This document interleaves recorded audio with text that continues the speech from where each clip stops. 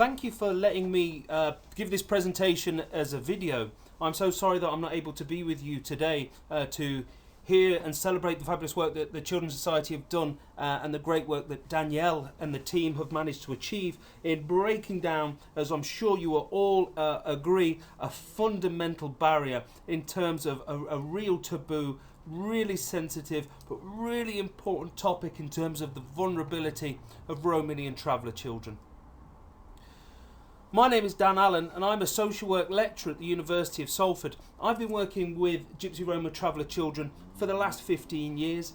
I specialise in matters related to child protection and matters related to Romani and traveller children who live in and leave the care system. And it's from the basis of that knowledge and the research that I've undertaken as a social worker and a social work academic and a social work practitioner that I'm talking to you today.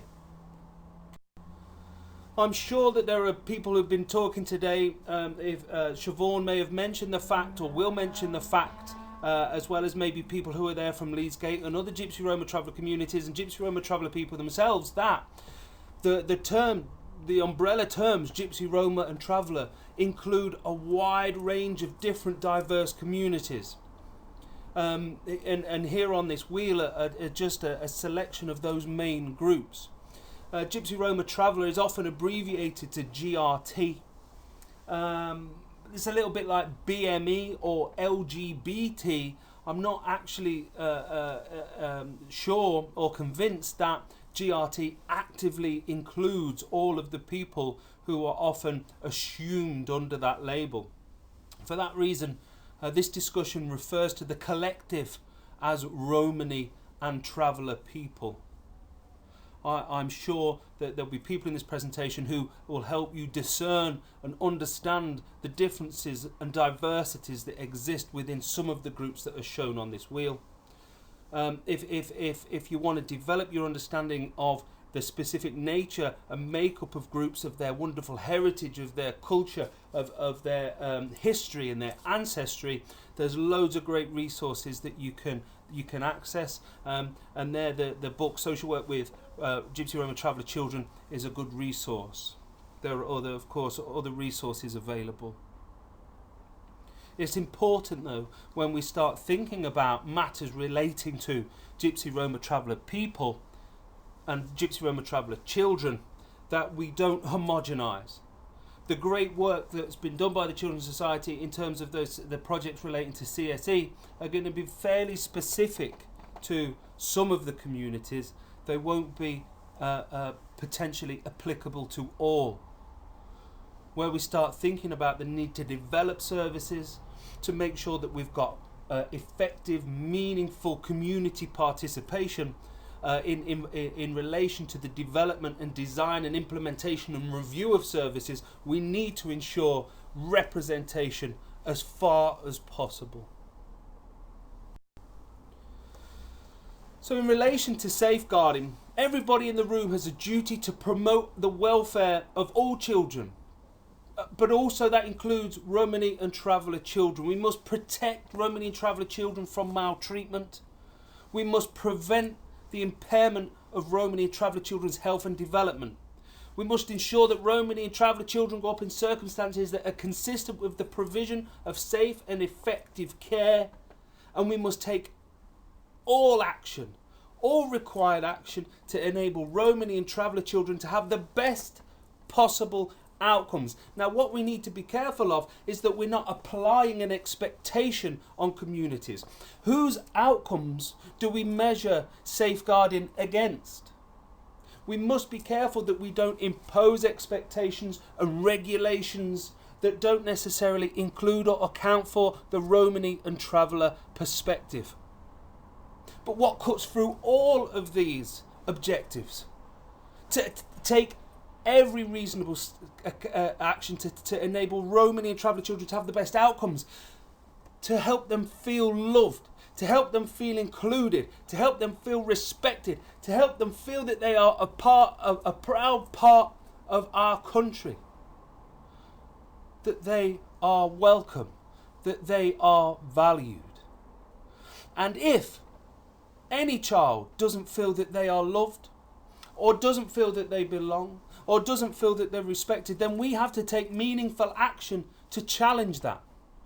But for many Romanian traveller children, they're unable to feel loved, to feel that they belong, to feel respected because of the society that they live in, the way that they experience racism, bullying, hate speech, the way that they are reviled in the media, the way that they hear racism towards Romanian traveller children more generally. Often Romanian traveller children are unable to feel loved because of the majority society which they live in.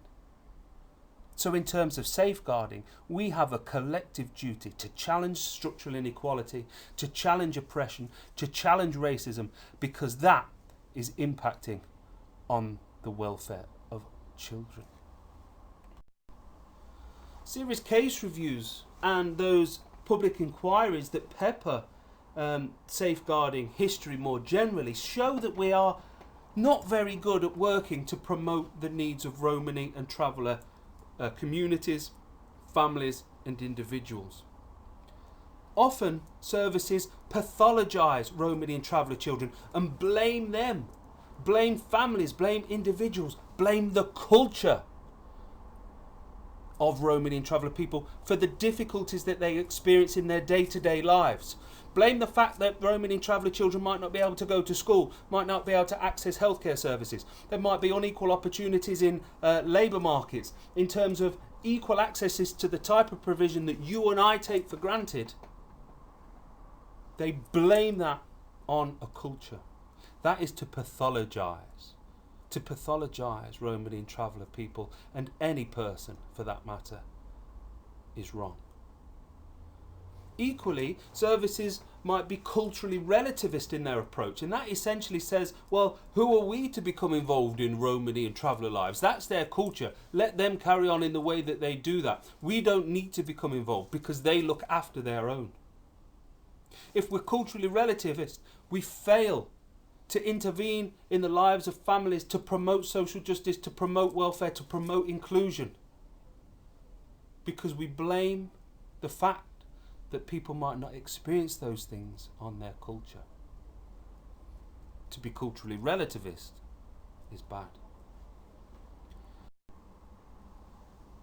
In terms of safeguarding, the sense of positionality between the majority us and the minority them, or the us and them, the communities become othered. We make Gypsy, traveller and Romani communities responsible for their own living conditions, responsible for the challenges and adversities that they face, make them responsible for vulnerability, make them responsible for inequality and lack of access to the things that we take for granted, because we're too busy to blame the culture rather than look and examine and critically view how the world out there is impacting on the lives of people. We're very quick to say that Romani and traveller people are hard to reach. But what does that mean? If we're suggesting that somebody is hard to reach, we're actually saying that they are massively marginalised, because if they are hard to reach, it means that Romani and traveller people aren't getting the services that they require. Or to suggest that they are hard to reach suggests that our services actively exclude them. So a community of people who aren't hard to reach, but they find it hard to access the services that we try to provide because they don't recognise, they're not represented in the design and delivery of the services that are meant to support them. In terms of safeguarding, this can have a massive effect. The fact that people are othered or considered hard to reach can be really difficult as safeguarding professionals seek to work with and engage community members. But because of deep-seated racism, discrimination and hate, often community members are reluctant to accept the support of people from outside of their community. If there are matters related to interfamilial difficulty, people can experience shame. People might feel shame for requiring support from agencies, or in matters related to interfamilial difficulties. People might be reluctant to engage services because they might feel that they're going to be treated differently or discriminated against because of their culture, and that their challenges are overlooked. In terms of safeguarding then, when professionals have a duty to promote the child's welfare and to assess and ascertain the child's views, it might be difficult, as a family might seem to be reluctant to engage with services. There, the professionals might make a decision that and interpret that reluctance to engage as an indicator of risk or as a minimisation of the family's understanding of the concern. For this reason, it's clear that safeguarding services with Romani traveller children escalates from initial concern to full and formal protection inquiries sooner than it does with any other child. And on the basis of the information that I'm talking about today, we know that Romani traveller children are 3 times more likely to be taken into state care than any other child.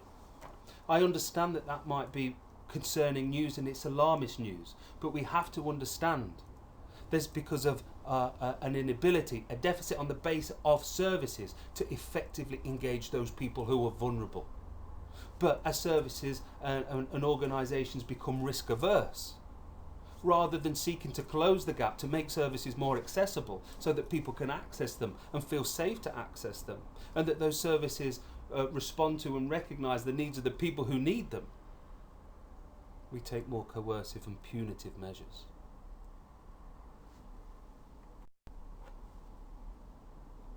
The information that I've talked about is one side of a coin.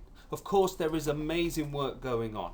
Leedsgate, who have contributed to this project, Siobhan, who's there, who's contributed to the project, the amazing work of our colleagues from police and housing and other organisations who are engaged in the business of community development through community action, who promote and embed principles of participation in the development of grassroots services, who understand the need to maintain a Romani and traveller perspective in the way that we work with groups, the way that we engage and the way that we provide a service. We include, as Danielle and the team have done, include Romani and traveller people in the fantastic innovations in the design and delivery of services.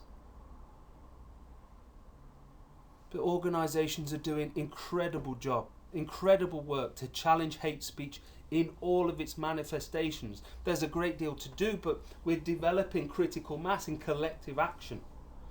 The development of the CSE work that has been achieved is incredible and should never be underestimated or undermined. How hard that project has been in terms of development, in terms of building trust, enabling people to feel safe to talk about a very serious issue.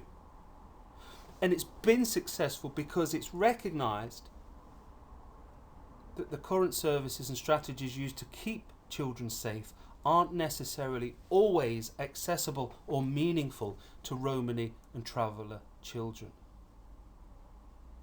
Understanding the need then to reinvent services, to make them accessible for the Romani and traveller perspective, is the fundamental aim for all of those interested in promoting the welfare of vulnerable people. There is largely an unfinished task. We know that Romani and traveller children are more likely to be affected by physical and emotional health issues, more likely to commit suicide or experience depression because of the situation that they find themselves in, experiencing hate from the world out there. If children experience hate from the world out there, can we say with any confidence that their needs are being safeguarded? There's a collective need to challenge the way that society impacts upon Romani and traveller children and children who are considered vulnerable more generally.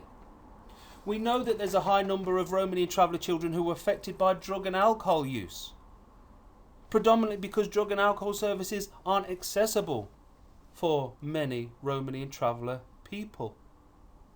We know that Romani and traveller children and young people are overrepresented within prison and youth justice system, and I welcome the government inquiry into this situation. Some of that has been enabled by people sitting in this room. But we know that Romanian traveller people have poorer outcomes in education and employment.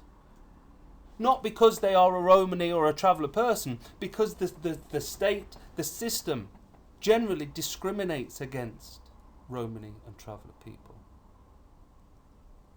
Romani and traveller children continue to be one of the most deprived communities in society. And we have to ask ourselves why.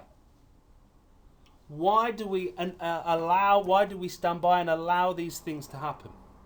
Now look at the amazing work that Danielle and the team have done in terms of talking about CSE. Now imagine what could be achieved if there was equal collective action to target these topics. To reduce, not just reduce the gap, but to close the door on equality and injustice. To enable children, Romanian traveller children, to experience the same outcomes that you and I take for granted, that you and I want for our children, and that you and I want for our society. All we need is the action. And I'm so pleased that Danielle and the team have been able to do such great work with CSE. Because if they can do that, then we can tackle these.